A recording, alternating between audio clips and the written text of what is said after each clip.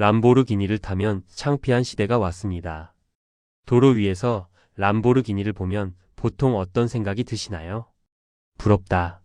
멋있다. 저 사람은 얼마나 성공한 걸까? 그런데 요즘은 달라졌습니다.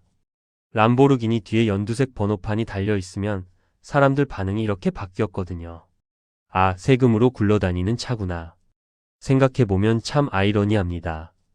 몇 억짜리 슈퍼카를 사면 더 부러움을 받아야 정상인데 오히려 손가락질을 받는 세상이 된 겁니다. 수억을 쓴 사람이 쪽팔리고 그 차를 구경하는 사람이 더 당당한 세상. 도대체 어쩌다 이렇게 됐을까요? 불과 3년 전만 해도 법인차는 완벽한 합법적 탈세의 성역이었습니다. 회사 이름으로 차를 뽑으면 수억짜리 슈퍼카도 세금으로 처리할 수 있었고 아무도 그 안을 들여다볼 수 없었습니다. 국가도 국세청도 옆집 사람도. 그런데 고작 번호판 색깔 하나가 그 성역을 완전히 무너뜨렸습니다. 어떻게 번호판 색깔 하나가 수십 년간 이어져 온 탈세 문화를 흔들 수 있었을까요?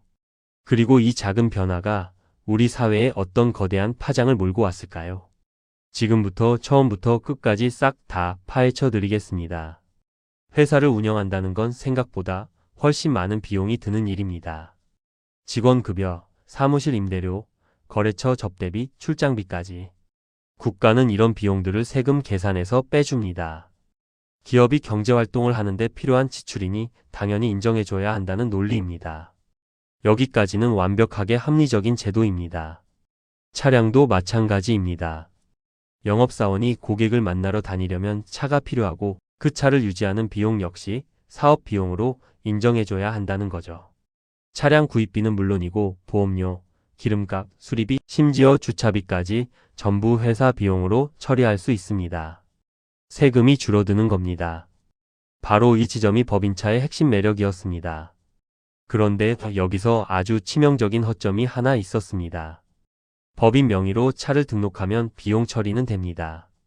그런데 그 차를 실제로 업무에 쓰는지 확인하는 절차가 사실상 없었다는 겁니다.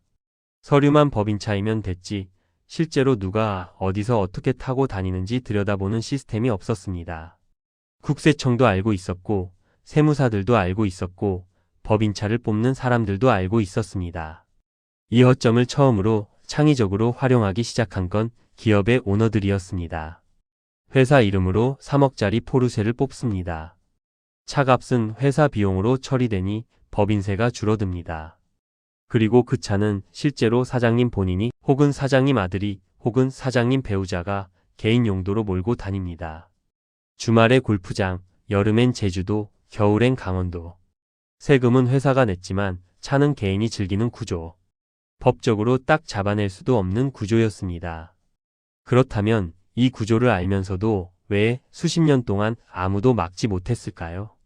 그리고 이 관행이 어떻게 일반 개인들에게까지 퍼져나가기 시작했을까요? 처음에는 대기업 오너들의 이야기였습니다. 하지만 소문은 빠르게 퍼졌습니다. 1인 법인을 만들면 된다는 사실이 알려지면서 판이 완전히 달라졌습니다. 1인 법인이란 말 그대로 혼자서 만드는 회사입니다. 자본금 100만 원으로도 설립할 수 있고 절차도 생각보다 간단합니다. 유튜버가 법인을 만들고 촬영 장비를 법인 비용으로 처리하는 건 이미 알려진 이야기였는데 어느 순간 차량도 같은 방식으로 처리하기 시작한 겁니다. 연예인, 프리랜서, 유튜버, 소규모 자영업자들까지 나도 법인 만들어서 슈퍼카 뽑을 수 있다는 인식이 퍼졌습니다. 인터넷에는 관련 콘텐츠가 넘쳐났습니다. 법인차로 람보르기니 뽑는 법, 1인 법인 설립 후 슈퍼카 비용 처리하기. 세무사들조차 이걸 절세 전략으로 가르쳐줬습니다. 불법이 아니었으니까요. 제도의 허점을 활용하는 것뿐이었으니까요. 그 결과 2020년에서 2022년 사이 국내 슈퍼카 판매량이 가파르게 치솟았습니다. 업계는 코로나 이후 보복 소비라고 분석했지만 실제로는 법인차 등록이 상당 부분을 차지하고 있었습니다. 도로의 풍경도 달라졌습니다. 강남, 청담, 성수 일대에 나가보면 람보르기니, 페라리, 롤스로이스가 즐비한데 그중 상당수가 법인 번호판을 달고 있었습니다. 진짜 업무용인지 사실상 개인 취미차인지 알 방법이 없었습니다. 번호판만 봐서는 구분이 안 됐으니까요. 그리고 이 시기 이 모든 광경을 지켜보던 수많은 평범한 직장인들 사이에서 무언가가 서서히 쌓이기 시작했습니다. 매달 월급에서 꼬박꼬박 세금을 내는 사람들과 법인차 한 대로 수천만 원씩 세금을 아끼는 사람들. 이 두 집단 사이의 간극이 점점 벌어지고 있었습니다. 국민들의 인내심이 한계에 다다르고 있었습니다. 그리고 결국 이 분노가 정치권을 움직이기 시작했습니다. 2023년 정부는 꽤 독특한 결단을 내렸습니다. 법인차 제도 자체를 폐지하거나 세금 혜택을 없애는 게 아니라 색깔을 바꾸기로 한 겁니다. 차량 가액 8천만 원 이상의 법인 업무용 승용차에 연두색 번호판을 의무적으로 달도록 한 것입니다. 2024년 1월부터 본격 시행됐습니다. 처음 이 정책이 발표됐을 때 많은 사람들이 의아해했습니다. 고작 번호판 색깔을 바꾸는 게 뭘 해결할 수 있냐고. 탈세를 막으려면 세무조사를 더 강화하거나 비용 처리 한도를 낮추거나 운행 기록 의무를 강화해야 하는 것 아니냐고. 번호판 색깔이 그게 무슨 의미가 있냐고. 하지만 정부가 노린 건 법적 규제가 아니었습니다. 사회적 시선이었습니다. 법으로 잡아내기 어려운 부분을 사람들의 눈으로 잡겠다는 발상이었습니다. 이른바 소프트 규제입니다. 이 차가 법인차라는 걸, 그것도 꽤 비싼 법인차라는 걸 누구나 단번에 알 수 있게 만든 거죠. 연두색 번호판은 단순한 색깔이 아니었습니다. 일종의 낙인이었습니다. 이 번호판이 달리는 순간 저 차는 세금 혜택을 받는 차라는 사실이 투명하게 공개되는 겁니다. 시행 초기 반응은 그야말로 충격이었습니다. 법인차 등록을 준비하던 사람들이 갑자기 계약을 취소하기 시작했습니다. 수입차 딜러들은 계약 취소 문의가 쏟아진다고 아우성이었습니다. 억대 슈퍼카 대기자가 줄을 섰다가 연두색 번호판 소식 하나의 계약을 철회하는 일이 벌어졌습니다. 왜 이런 일이 일어났을까요?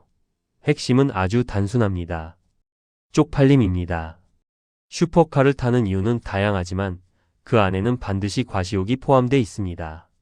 람보르기니를 타면 사람들이 와, 부자구나, 저 사람. 성공했구나라고 생각해주는 그 시선을 즐기는 겁니다. 그런데 연두색 번호판을 달고 다니면 그 시선의 내용이 달라집니다. 아, 저거 세금 아끼려고 법인차로 뽑은 거구나. 진짜 부자는 개인 돈으로 사는데 저 사람은 회사 비용으로 처리한 거잖아. 슈퍼카를 타면서 오히려 절세 꼼수 쓰는 사람으로 보이게 된 겁니다. 온라인 커뮤니티에서는 연두색 번호판 달린 슈퍼카 사진을 찍어서 올리고 조롱하는 문화가 빠르게 퍼졌습니다. 차 자체는 수억짜리지만 번호판 색깔 하나 때문에 이미지가 완전히 달라지는 겁니다.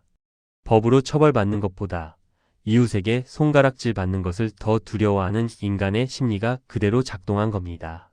그렇다면 사람들은 어떻게 반응했을까요? 이 심리적 압박 앞에서 사람들이 선택한 방법은 크게 세 가지였습니다. 그리고 그 선택들이 시장을 예상치 못한 방향으로 뒤흔들었습니다. 연두색 번호판 정책이 시행되면서 시장에 아주 기묘한 현상이 나타났습니다. 7,900만 원짜리 차량 문의가 폭증한 겁니다. 기준이 8천만 원이니까 그 바로 아래에서 멈추는 겁니다. 딜러들 사이에서는 8천만 원 언더컷이라는 말이 유행했습니다. 일부는 아예 옵션을 줄여서 8천만 원 미만으로 맞추는 방식을 택했습니다.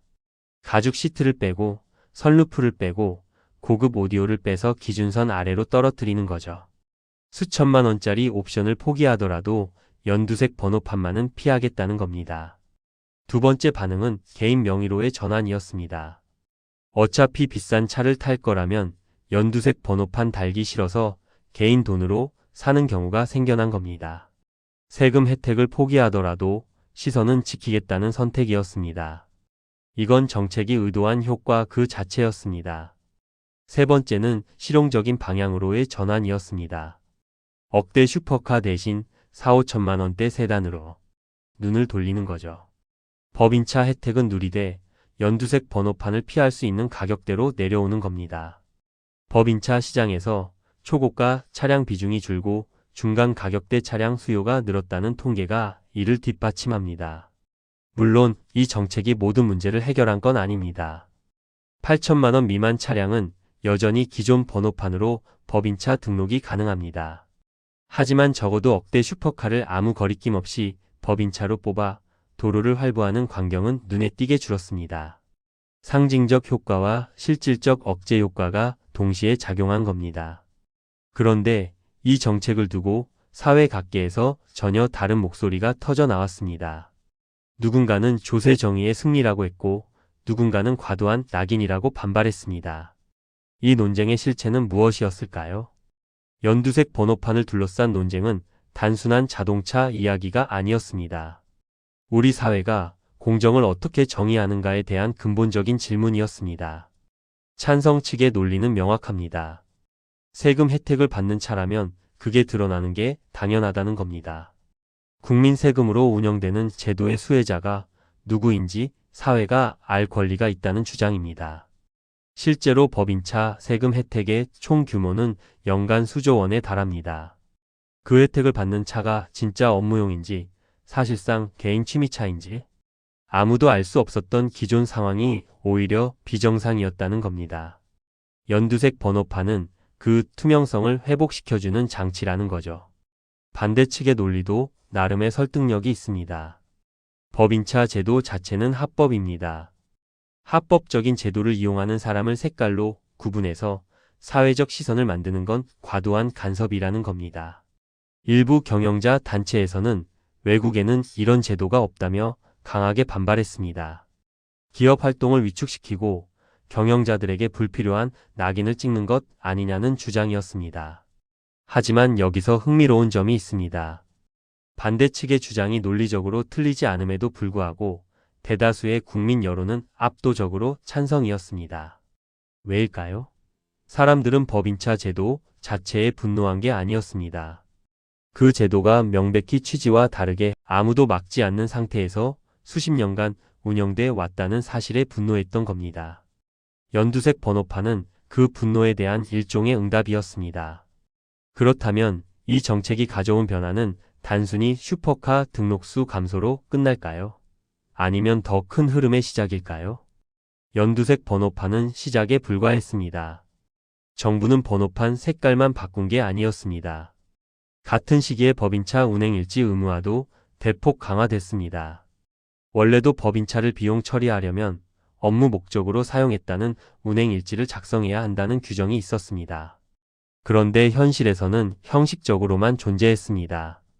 날짜, 출발지, 도착지, 주행거리를 기재해야 하는데 대부분은 대충 몇 줄 써놓거나 아예 안 써도 비용 처리가 됐습니다. 세무조사에서 운행일지를 꼼꼼하게 들여다보는 일이 드물었으니까요. 지금은 완전히 달라졌습니다. 세무조사에서 운행일지를 들여다보는 빈도가 높아졌고 기준도 훨씬 엄격해졌습니다. 운행일지가 허술하게 작성돼 있거나 기재된 내용이 실제 영업활동과 연결되지 않으면 비용 전체가 부인될 수 있습니다. 세금 혜택을 받은 것 자체가 가산세와 함께 추징되는 상황이 벌어질 수 있다는 겁니다. 실질적으로 법인차를 제대로 쓰지 않으면 세금 혜택을 받기 어려워진 구조가 만들어진 겁니다. 번호판으로 사회적 압박을 가하고 운행일지와 세무조사 강화로 제도적 압박을 더하는 이중 구조입니다. 이 변화는 법인차 이용 문화 자체를 바꾸고 있습니다. 진짜 업무에 쓰는 법인차는 아무 문제가 없습니다. 오히려 연두색 번호판을 달고 떳떳하게 업무용이라고 드러낼 수 있습니다. 부끄러운 건 번호판 색깔이 아니라 그 차를 어떻게 쓰고 있느냐의 문제로 이동한 겁니다. 그렇다면 이 모든 변화가 우리에게 남기는 진짜 교훈은 무엇일까요? 법인차 이야기를 넘어 우리 사회 전체가 이 사건에서 읽어야 할 메시지가 있습니다. 연두색 번호판 이야기는 결국 자동차 이야기가 아니었습니다. 수치로 보면 정책의 효과는 명확합니다. 2024년 이후 8천만 원 이상 법인차 신규 등록수는 시행 전 대비 눈에 띄게 감소했습니다. 억대 슈퍼카 시장의 성장세가 꺾였고 일부 수입차 브랜드는 법인 고객 비중이 줄면서 판매 전략 자체를 수정해야 했습니다. 반면 8천만 원 미만 프리미엄 차량 시장은 그 수혜를 받았습니다.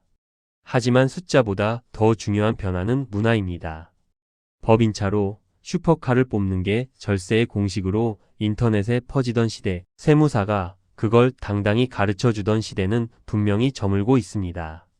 제도의 허점을 이용하는 것이 영리한 전략이 아니라 사회적 비난의 대상이 될 수 있다는 인식이 생겨났습니다. 이 이야기에서 얻을 수 있는 교훈은 세 가지입니다. 첫째, 제도의 허점을 이용하는 건 단기적으로는 이익처럼 보여도 결국 대가가 따릅니다.